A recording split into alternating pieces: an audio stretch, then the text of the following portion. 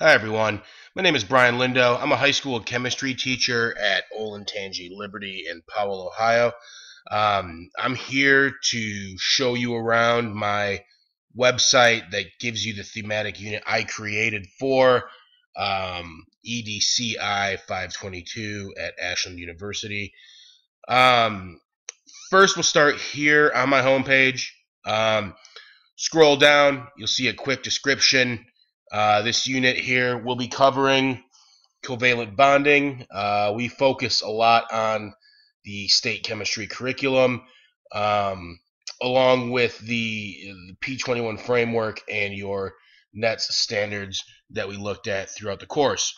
Located right here is my overview video that will be at the bottom of the page. If we scroll back up, you will see each button. The first one is a quick description of myself and again the unit. Just basically what it's covering. Some years in the past we would teach covalent and ionic together. That's about a month worth of material. So in the past year or two, I think it's been, we've actually started separating them because of that time frame. 4 weeks of material is a lot on a single test. That's a lot of stress on the kids, and I mean, just kind of too much in our opinion. This next button will be the standards that I have covered. Again, if you scroll down, the quick description of the standards the unit was designed to cover, and then you'll see 3 columns at the bottom. On the left-hand side, P21 framework, then our NETS standards, and the chemistry standards from the state of Ohio. So those are all the standards I covered based on the lessons you'll see as you scroll down. They're all there. I felt like I did a pretty decent job of covering quite a few of them. If we scroll back up, we'll go back to our lessons page here.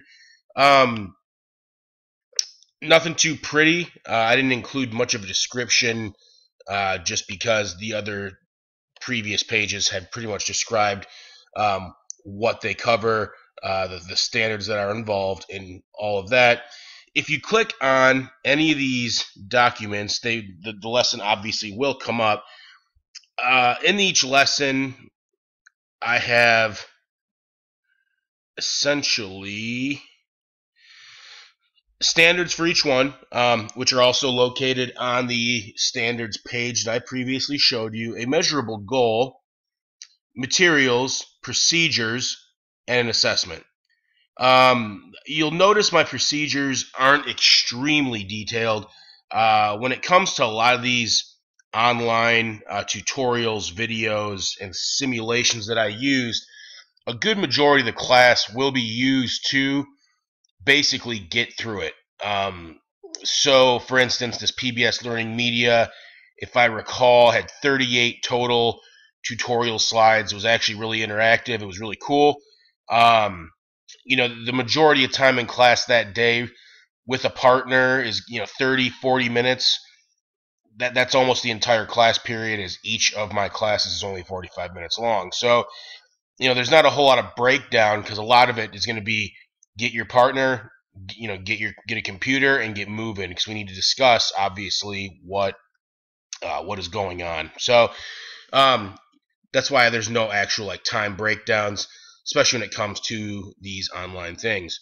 You can click on any of these files. Any of these files contain the same information that you just saw, just a description of everything that I have planned to do. Here is my assessments page. If you scroll down, brief description. I tried to put, obviously, a variety of assessments within the unit.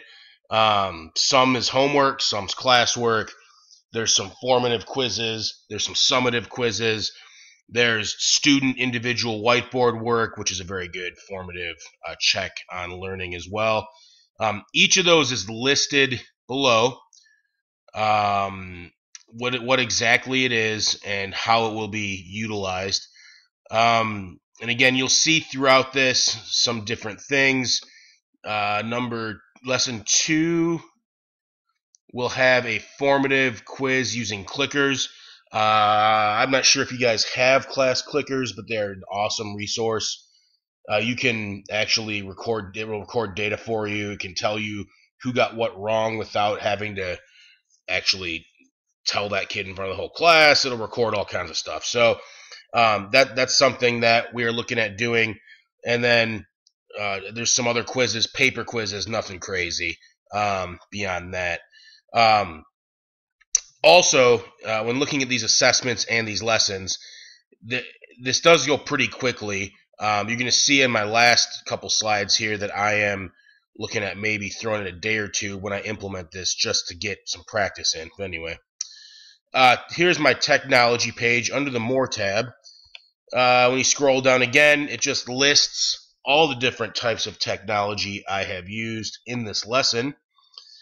Weebly obviously created the website, screencast, all you guys used it, and so forth.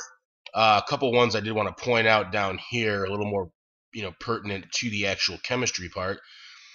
PhET, PhET is awesome. If you teach whatever level of science, check PhET out. They have tons of simulations, things that go along with them, note pages, note guides, worksheets, all kinds of stuff. The Georgia Public Broadcasting videos are pretty decent. They're a little outdated, kind of cheesy, but they actually do follow a pretty solid chemistry or physics curriculum. We use those once in a while. We used to use them more, but not so much anymore.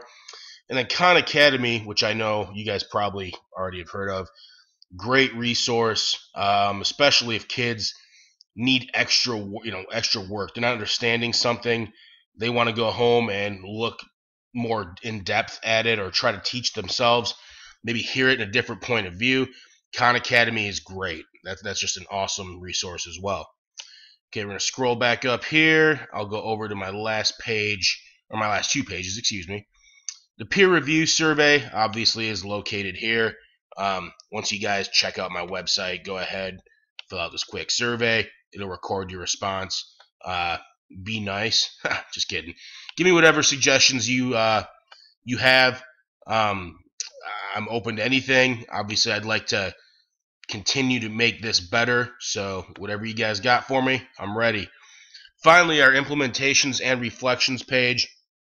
Just a brief overview of what, how I'm going to use the unit. That's very brief because, it's basically in the fall when we teach bonding.